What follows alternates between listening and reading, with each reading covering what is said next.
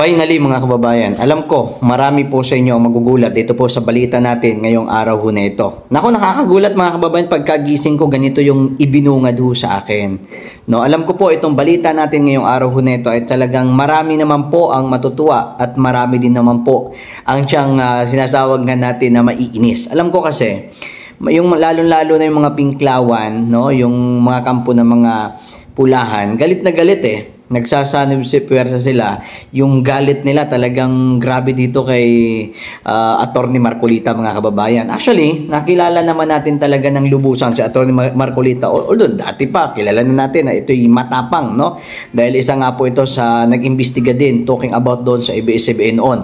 At lalo pa ito mga kababayan na umingay ang kanyang pangalan nung nagkaroon nga po ng doon sa pagpapatawag kay Vice President Inday Sara Duterte doon sa Kamara sa House of Representative. At talagang sa napakarami po mga congressman, ito talaga ang tumayo, si Rodante Marcolita. At napaka-unexpected mga kababayan na pagkakataon na alam naman natin, alam natin actually kilala nyo din yan eh, na si Attorney Rowena Gonzon, talagang ano ito eh, kumbaga, nasa panig ito ng mga pinklawan, ika nga, no? Kay, nung tumatakbo si dating Vice President Leni Robredo. Yan po mga kababayan. So, kakagising ko lang, pagka mata ko or pagkagising ko, ito kaagad ang nabasa ko at nakita ko na kanyang post mismo. Ito, mga kababayan, yan, ito.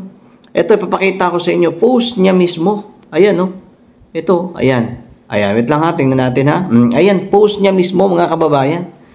At nakalagay pa nga dyan sa caption niya, eto, pakita ko sa inyo, huwag nating kalimutan, number 38 sa baluta, Rodante Marcolita.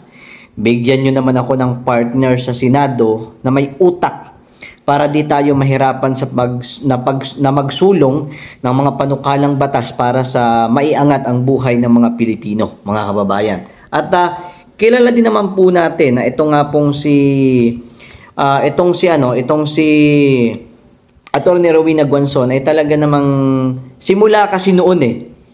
Tuloy-tuloy din talaga yung pagbabatikos niya dito kay Bongbong Marcos eh, kay ating kasalukuyang Pangulo mga kababayan. Pero believe ako dito, ito talagang legit talaga. Parang alam nyo, legit talaga ito na pinklawan mga kababayan. Believe ako dito kasi hindi nagbago yung ano niya eh. Ba? Nakita nyo naman hindi nagbago yung stand niya. Talagang simula noon hanggang ngayon, talagang tuloy-tuloy yun. Aminin ko na sa inyo at ngayon ko lang din ito sinabi na galit din ako dyan dati. Nung time na kinakampanya natin si Mr. President, no? Talagang ito kasi talaga ang number 1 na bumabanat noon na bangag, tapos kukuk, no? Sumasayaw-sayaw pa nga ito, gumaganyan-ganyan pa nga yan si Attorney Rowena Gonzon eh, sa pagbabanat dyan kay ating kasalukuyang Pangulo mga kababayan. At napaka-unexpected na pagkakataon talaga, grabe, palakpakan talaga. Alam nyo mga kababayan, alam kong hindi natin siya, kumbaga, siyempre, sa side siya ng mga pinklawan, pero sa mga gusto pong bumuto, o pwede po, suportahan po natin. Sa mga gustong bumuto po sa P3W party list po niya. No? So, suportahan nyo mga kababayan dahil nakita ko naman talagang grabe yung suportahan nyo. O tingnan nyo naman, no? Attorney, Rodante Marcolita, talagang kaisa-isang congressman na tumayo doon, talagang nakipaglaban, itindig ang tama. No? Kaya, grabe nga yung niya, yung post niya, nagulat din ako, ayan, no? 'Di ba? Ayan, no, nakita niyo 'yan? Oh, wag nating kalimutan 38 mga kababayan. Grabe, bigyan niyo naman ako ng partner sa Senado na may utak. Grabe, oh, 'di ba? Oh, ibig sabihin, sa napakaraming congressman diyan, mga kababayan. 'Di ba? Si Rodante Marcolita pa ang talagang hinangaan din talaga ni Attorney Rowena Gonzon. At saka mga kababayan, hindi lamang po 'yan. Mayroon pa siyang isang inendorso din. At alam niyo ba kung sino yon? Doon pa lang galing si Vice President Sara Duterte doon sa city na kanyang tatakbuhan at dating mayor na rin po ito mga kababayan. Wala pong iba kundi ito. Pakita ko sa inyo ha. Ito, suportahan din po natin. Ayan. Yan. Okay? Okay. Yan mga kababayan. So, ito pa. Ang sinabi niya po dito mga kababayan sa isang post niya din po, ang sinabi niya, compare kay Sam at Honey, yes is na ako. Di ba? So, alam niyo mga kababayan, totoo naman na way back 2022 talaga, although hindi ko naman binanatan si Isko. Pero, siyempre, ang atin talaga nun gusto ng 2022, marami po talaga ang nagsusulong noon. Although, tama talaga kayo. Maraming gusto talaga. Even ako noon, nung time na kasagsagan ng Manila Bay Rehabilitation, pumupunta kasi dyan si Mayor Isko, dyan sa Manila Bay. Talagang nung sinabi ni Pangulong Duterte na talagang linisin ang Manila Bay, syempre, dahil ito nga ay nasasakupan ng City of Manila, mga kababayan ng Maynila. So, talagang inano talaga ito ni Mayor Isko Moreno. Talagang nakipag-coordinate siya, inayos niya. Kaya pumupunta siya dyan palagi noon sa Manila Bay, nung kasagsagan ng Manila Bay Rehabilitation. Way back 2019, 2020, hanggang 2021, talagang pumupunta dyan si Mayor Isko, mga kababayan. Marami po noon na nagsasabi na maganda daw sana magtandem itong si BP Sara at saka itong si Mayor Isko Moreno. Although mga kababayan, okay talaga sana yon nung time na yon. Ang problema nga lang, syempre kung ang akin kasi Duterte, kung sino yung kay BP Sara, yun yung kasi yung pananaw ko way back 2022 eh. Nung bago magsimula yung campaign, ang sinabi ko noon, kung sino sinong i-endorse ni Pangulong Duterte. Kaso hindi siya nag-endorse eh. Ngayon, pangalawa, syempre, kung sino yung katandem ni BP Sara Duterte, yun ang atin. Yun yung natin. Yun yung suportahan natin. Kaya nung nag-time na nagkaroon po ng tandem ang Bongbong Marcos at saka itong si BP Sara Duterte, yun po ang sinuportahan po namin, mga kababayan. At saka nakakalungkot lang dahil ito nga pong si BP Sara, isipin nyo naman, talagang dahil sa kanya eh. Di ba? Hindi po natin mawawala yan sa ating isipan, sa milyon-milyon mga Pilipino, na isa sa dahilan talaga kung bakit nanalo si Bongbong Marcos dahil po kay BP Sara. 'Di ba? Hindi din naman kasi natin pwedeng sabihin na pangit ang naging performance ni Pangulong Duterte kasi kita naman natin, marami kasi nagsasabi na dahil lang daw di umano kay Bongbong Marcos kaya nanalo si Sara. Mali ho 'yun. Baliktad ho 'yun. Ang totoo po diyan mga kababayan, nanalo po si BP Sara dahil po sa napakataas din talaga na performance niya dito sa Davao City at ang kanyang ama bago bumaba, talaga ang ratings na hindi bumaba, nasa 90 plus yata yun.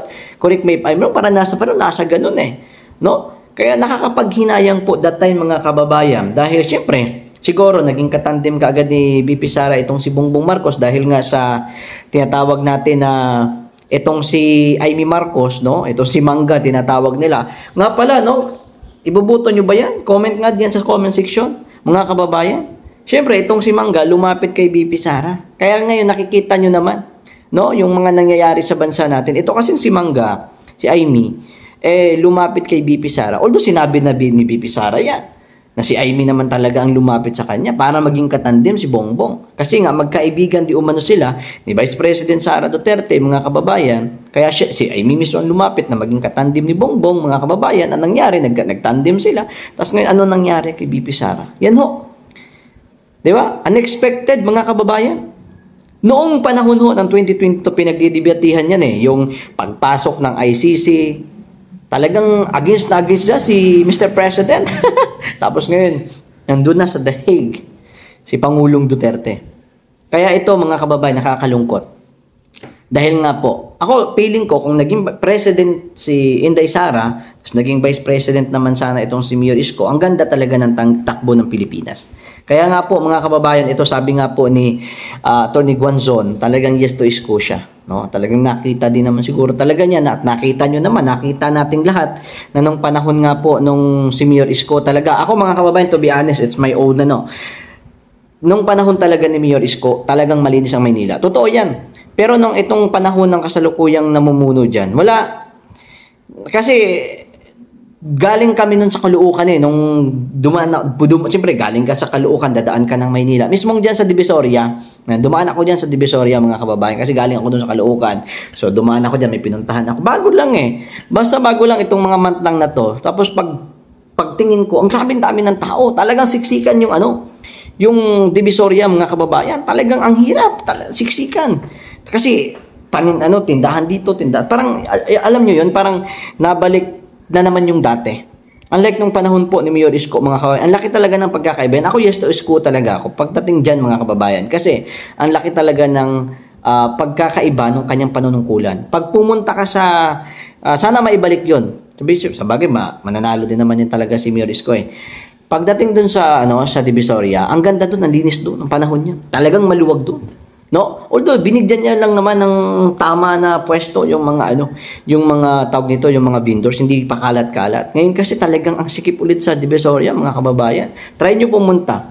Kasi ako, yun kasi ang nakita ko nung time na yun, mga kababayan, dyan po sa Divisoria. 'Di ba? So hindi lamang po yan, mga kababayan.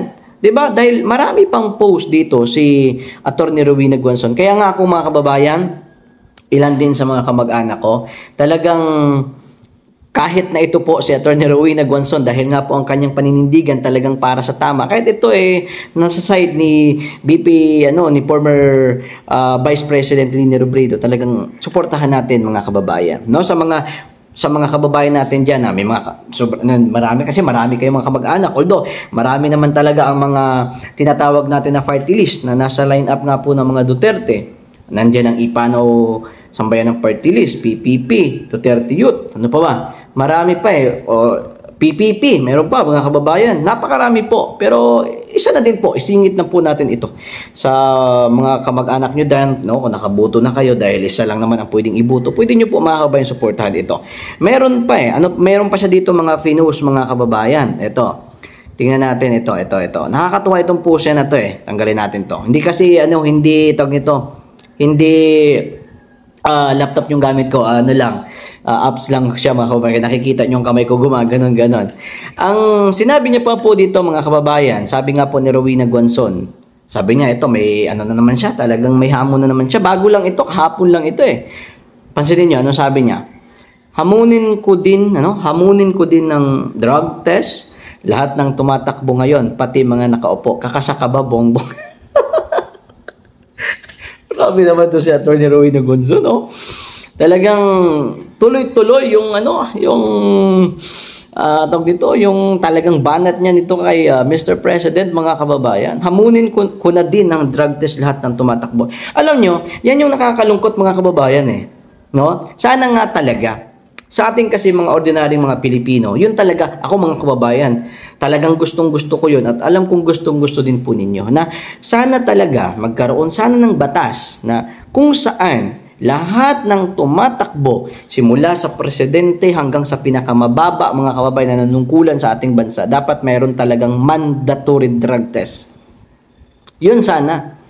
Kasi papasok lang tayo sa mga sa halimbawa cashier or kung ano man yung trabaho sa fast food, kailangan natin mag-drug test, kailangan natin ng, 'di ba, sa lahat ng mga trabaho mandatory, talagang mayroong drug test. Sa construction, mayroong drug test, Pero bakit dito sa mga ito? 'Di ba? Sana bigyan kasi, mga kababayan, hindi biro yan, mamumuno ka 'Di ba?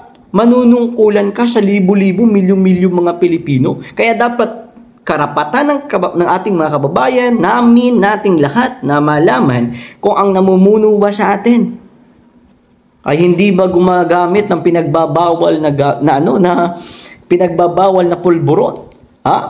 Kasi karapatan natin yan. Kasi siyempre siya yun 'di ba? Mamaya kung 'di ba? Saan tayo dadalhin 'di ba? Grabe na saan dadalhin. Kaya nga po, yun lang sa akin na lahat ng gustong manungkulan simula sa presidente hanggang sa pinakamababa, sana po magkaroon talaga ng batas na mandatory drug test. Although, 'di ba, sinasabi ho nila na di umano si Vice President, maraming nagsasabi ng mga mga pinklawan, pulahan, Sabi nila, wala, nababaliw si VP Sara. Pero sinabi ni sinabi ni Vice President Sara Duterte, magpapadrug test ako. 'Di ba? Pero dapat kayong lahat, talagang si VP, saludo ako diyan, mga kababayan. 'Di ba? Sabi niya, magpapadrug test ako, pero magpadrug test kayong lahat, 'di ba? Magpadrug test tayong lahat para maganda. 'Yun talaga. 'Yun yung future leader ho natin. Talagang walang tinatago. Nagsasabi na ganyan-ganyan, Talagang the best si Vice President Sara Duterte, mga kababayan. Pag sabing director, sige, anytime, kahit saan nyo gusto, willing ako. Pero, sabay sila. ito pa. Matatawa kayo dito. Ito pa. Meron pa siya ditong post eh. Ito pa ha. Ano pang sabi niya dito? Tingnan natin. Anong sabi niya dito, mga kababayan? Ayan. Ang sabi niya dito, dati, build program. Ngayon, tax program. Ito kasi may pinost kasi ang BIT Pinas. Ngayon mga kababayan is 300 billion in new revenue by taxing FCDU, savings tax against state and donation, but insist it worth hard na. Okay, yun mga kababayan. So, yan nga po ang nakikita po natin. Even sinabi na rin to ni ni Rowena Guanzon at napansin niya na din mga kababayan, malaki talaga ang pagkakaiba. 'Di ba? Anong sinabi ng ating Pangulo na talagang magbayad di umano tayo ng tamang buwis, mga kababayan. Alam nyo, nakakalungkot kasi panahon ni Pangulong Duterte, malaki talaga, even nga si Attorney Rowena Guanzon napansin niya, ayan no? Ayan, napansin niya yan, no? Oh, pakita ko sa inyo, ha? Pasensya na kayo, kamay-kamay muna tayo ba? 'Di ba? Even siya napansin niya, mga kababayan. Panahon nga man talaga ni Pangulong Duterte, talagang build. Naalala ko dati, panahon ni Pangulong Duterte. Way back 2019 kasi ako nung nag-vlog ako nung inaral ko kung anong ginagawa ng gobyerno, no? Way back 2019 talaga yun eh. Tapos nung 2019 mga kababayan, tuloy-tuloy ang build. MRT7 from Commonwealth Avenue, Quezon City. Nandiyan din po ang Manila Bay Rehabilitation. Alam niyo kung iisa-isahin natin, from Luzon, Visayas, and Mindanao, abay hindi tayo siguro matatapos ng isang araw. Napakarami ho niyan. No? Yung mga babanggitin ko, ang MRT7, ang LRT1 from Baclaran to Cavite, na ngayon nga po mga kababayan ay nagagamit na ho yan. Ang LRT1 from Baclaran to Cavite. Pero ang sinasabi po ng mga nagbablogger na di umano ha, mga kababayan, project di umano yan ni The Junior. Project di umano, mga kababayan. Sabi nga nila, salamat PBBM, salamat dito sa LRT1 from Baclaran to Cavite. Alam niyo po, ang LRT1 from Baclaran to Cavite, pinangako ni Pinoy, tinupad ni Duterte, mga kababayan. Yan po ang totoo. Kaya nga po, kung mapapansin po ninyo, yung mga nagbablogger, nung nagkaroon po ng opening dyan sa LRT1 from Baclaran to Cavite, tuwang-tuwa sila. Yung mga kasamahan ko dati, mga vlogger, parang mga ingot din no? Ito sa mga kasamahan kong vlogger, may mga something kayo sa utak, sa totoo lang. Dati yung tamaan sa pool kayo. Oo. Dahil, salamat PBB sila. Maria Joseph, hindi man lang nadagdagan ng girder. At girder ba tawag doon? Correct me if I'm wrong, yung daanan ng train. 'Di ba? Kasi, nandun yun sa basta malayo na, alam ko yung nun, kasi dinadaanan ko yung pag pumupunta ako ng Cavite, yung pinakadulo nun. Nung panahon po ni Pangulong Duterte, mga kababayan, kami nagko-cover niyan. From Baclaran hanggang doon sa Cavite, kinover ho na, from doon sa, ang alam ko parang Paranaque pa yata yan, or basta doon banda. Kami nag-cover niyan, mga kababayan. Umaga, hapon, yung iba dyan, ginagabi pa yung mga vlogger, even yung mga vlogger ni Ngagba ngayon, ginagabi dyan para i-cover yan, pasalamatan, si Pangulong Duterte, tuloy-tuloy, tandaan po ninyo. Ginawa po ang LRT1 from Baclaran to Cavite, kasagsagan po yan, mga kababayan. Isipin nyo po, dinaanan po yan ng pandemya.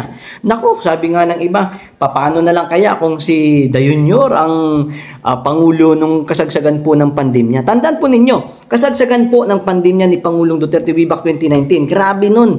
Ang ayuda nun, talagang syempre may ayuda kasi kailangan talaga ng mga tao. Marami kasi nag-lockdown the time.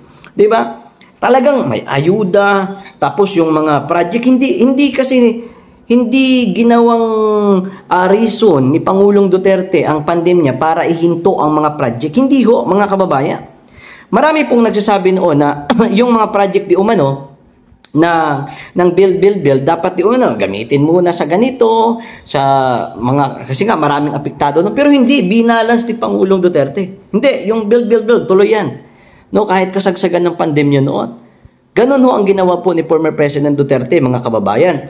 Merong mga ayuda, no? Actually, to be honest, ako, Nasa Pasay ako that time. Nakatanggap po ako ng 16,000 pesos. Totoo po yan mga kababayan.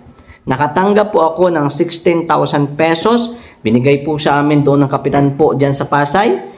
Okay? At yun po ay ayuda. Kasama po yun sa ayuda na pinamigay po ng national government sa pamumuno po ni Pangulong Rodrigo Duterte. Yun po yun. Sabay-sabay yan.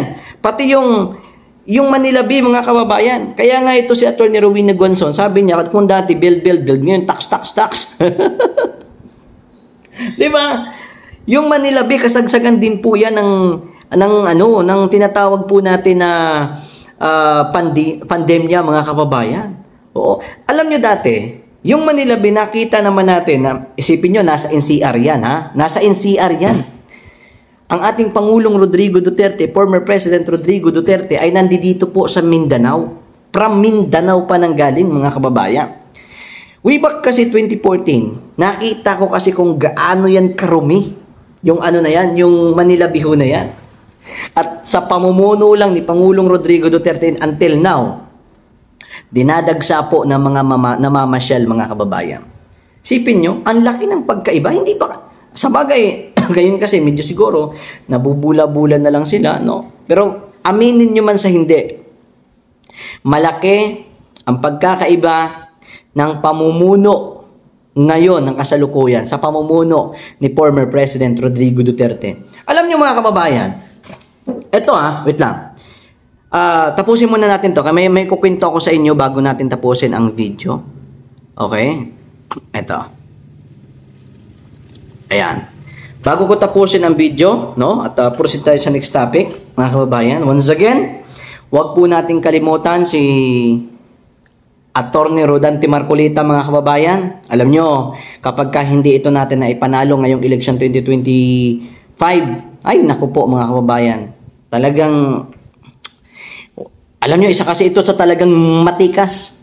Lumalaban ng patas at talagang may paninindigan. Atty. Rodante Marcolita, mga kababayan. No? At meron ho kasi ako napanood po na actually hindi lang isa ito mga vlogger po doon sa kabila na sumusuporta po kay Dayunyor, mga kababayan. Na ang vlog ho nila, sabi, uy, si Nograles, angat na sa Davao, wala na si Digong, talo na sa Davao City. Nasa Maynila ako that time Kaya ang ginawa ko, mga kababayan, pinuntahan ko ang Davao City. Pumunta mismo ako sa Davao City. Mayroon tayong vlog dyan, panuurin po ninyo. Pumunta po ako sa Davao City at si Pambansang Loyal, Davaoenyo, ako, tatlo po kami. Nagkalyesolve po kami sa Davao City. Uncut po yan, mga kababayan. Dahil gusto ko lang din malaman kung ano nga ba ang sigaw ng ating mga kababayan dito sa Davao City. At alam nyo po ang naging resulta, 0. Ilagay ko yan mamaya sa natin. Ipapakita ko po sa inyo. 0 po ang naging resulta. Ganun ho, mga kababayan. Kalupit. Diba? 0 si Nograles. Ilang beses kami 2 beses kami dito nag-kalye survey. 0. Tapos, sinubukan din namin sa syempre, doon sa Digos, no? Nag-try din ako doon kasi sabi ko, tingnan natin kung sino ang sigaw ng sambayan ng Pilipino. Team Marcos, Team Duterte, senatorial lineup. 0 din ulit. Siguro natanong namin nasa almost 500 people. Pero mga kababayan, ang naging resulta talagang 0 ang Team Alyansa dito sa Digos City. Grabe. Ganyan ho ang mga nangyayari sa ating bansang Pilipinas. Kaya mga kababayan, malapit na po. Ilang araw na lamang po ang bibilangin po natin. Mag-i-eleksyon na. Pakiusap po lamang po mga kababayan, kung gusto nyo pa pong maiuwi ng mabilisang panahon, si dating Pangulong Rodrigo Duterte, at kung gusto nyo po na hindi matuloy ang ma-impeach si Vice President Sara Duterte dyan sa Senado, pakiusap ko po sa inyo mga kababayan. Ito ang matatapang at may mga prinsipyong tatayo dyan po sa Senado. Wala pong iba kundi si Atty. Marcolita at ilan pa po sa mga senador na kasama po mga kababayan na si Atty. Marcolita. Ilan yan actually, ngayon kasi 12 na sabi nila Pero ang tanong ko sa inyo, ibubuto nyo ba ito si Amy? Murag ako, pag-usapan kasing Marcos, mulag gipubya naman ko. Murag may pubya na ako ba? Pag-usapang Marcos ba?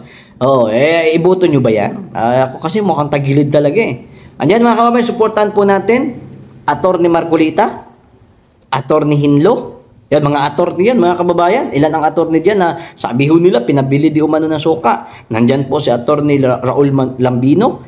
Nandyan po si attorney Jimmy Bundok, mga kababayan. Nandyan din po si attorney Vic Rodriguez.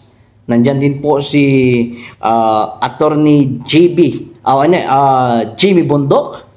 Okay, nandyan din po si Philip Salvador, nandyan din po si tawag nito, sino pa ba? Si Bongo, nandyan si Mr. Malasakit, nandyan din po si Senador Bato de la Rosa, mga kababayan. So, suportahan po natin itong mga ito, mga kababayan, dahil ito po ang magiging kakampi ni Vice President Sara Duterte, dahil alam naman po natin na pagbalik po ng session po ng Senado ay tatalakayin po nila ang impeachment complaint laban dito kay Vice President Sara Duterte. Kaya kung gusto nyo po na maging presidente ang ating mahal na Vice President, mga kababayan, pakiusap lang po. Kung gusto nyo magdagdag, although, ayun po, kaya, sino ba yung nagsabi? Si Hanilit Aba? Si Ma'am Hanilit? Or si ano yata? Si Pulong? Correct me if I'm wrong. Na di umano ay inendorso na ni Pangulong Rodrigo Duterte itong si Correct Kerubin at saka si Hunasan. At inendorso naman po, mga kababayan, ni tawag nito, ni Vice President si Amy Marcos, at saka inendorso niya din po si Camille Villar. Basta ito, siguraduhin muna natin itong 10, mga kababayan. No? Siguraduhin muna natin yung 10 bago kayo pumili kung sino man po ang inyong gusto diyan. Pero yung inendorso ni Senador Robin, although sabi niya naman ay kanya itong personal na pag-endorso si Tolentino. Ayaw ko na doon. Oo, mga kababayan. Ayaw ko na doon. So, ito lang ang inyo pong medyo first time ko ulit after ilang taon, mga kababayan. Ngayon lang ulit ako na dito na napadpad sa komentaryo, mga kababayan. Kaya itutuloy-tuloy po natin ito, mga kababayan. Huwag kayong mag-alala. At this time kasi cellphone pa lang yung gamit ko. Wala pa tayo, although makapira-pira tayo, bili tayo ng laptop, no, para magamit natin, para okay yung ating reaction video, mga kababayan. Okay? So, sa darating na mapumili ng mas maayos, kayo, pasensya na sa mga kababayan natin na nagtataka, siguro nagtataka kayo, bakit ang tagal na wala ni Tropang Bisaya? Mga kababayan, kasi nagpapahinga-hinga lang, at alam nyo naman, malapit na po ang tawag nito, eleksyon, no? Talagang medyo mainit yan, diba? Dahil malami na dyan at meron daw umanong ipapatupad na 20 pesos per kilo ng bigas, mga kababayan. Nako! At nakakapagtaka dyan, idudugtong ko lang pala ito bago natin tapusin. Nakakapagtaka lang kasi yung 20 pesos na bigas kasi, and ito sa akin, bilang mamamayan, may komento ako dyan. Ang nakakapagtaka lang kasi, pangako niya kasi yan 2022 na kumbaga, sisikapin na maging 20 pesos ang presyo ng bigas per kilo. Pinangako niya yan 2022. Tapos ngayon 2025 na. Pangako pa din pangako pa din kasi hindi pa na-i-implement eh. 'Di ba? Isipin niyo po yan ilang taon, mga kababayan, at ang nakakapagtaka diyan, bakit sa Visayas lang? At isa pa po diyan sa nakakapagtaka, although ang daming katanungan eh. Ang daming katanungan. Bakit sa Visayas lang? Bakit sa Visayas umpisahan? Sinabi nga po ni Vice President Sara Duterte ay hindi lamang din sa Visayas ang mga nagugutom. Meron din sa Mindanao. Meron din po sa Luzon. Pero bakit dyan lang sa Visayas? Diba? Ba't pag-implement dyan sa Visayas uunahin? Ngayon, mga kababayan ko, ang isa pa sa nakakapagtaka dyan, bakit kung ilang araw na lang bago ang eleksyon, sa kahunin nyo yan ipapatupad? No? Ilang araw na lang eh. 'Di ba? Naalala nyo nung 2022, binuto nyo si PBBM. Unang-una, dahil nga naman katandim ito ni Vice President Sara Duterte. Pangalawa, sa kanyang pangako na sisikapin natin maging 20 pesos ang bigas. Siyempre, maraming mahihirap. Sana ako dun. No? Na nangangarap na magkaroon ng murang bigas. At kaya binoto natin. Binoto natin si Bongbong, mga kababayan. 'Di ba? Ngayon, ano nangyari? Kung ilang araw na lang, kung saan ilang araw na lang ang eleksyon na, saka kayo magpapatupad ng ganyan. Bakit? Ako nagtatanong lamang, Bakit? Dahil ba yan sa bagsak ang ratings ni Mr. President? Nako, kasi isipin nyo po yan ha. Ginawa na po nila lahat ng paninira kay Vice President Sara Duterte. Pero, ito pa din ang pinakamataas ang ratings mga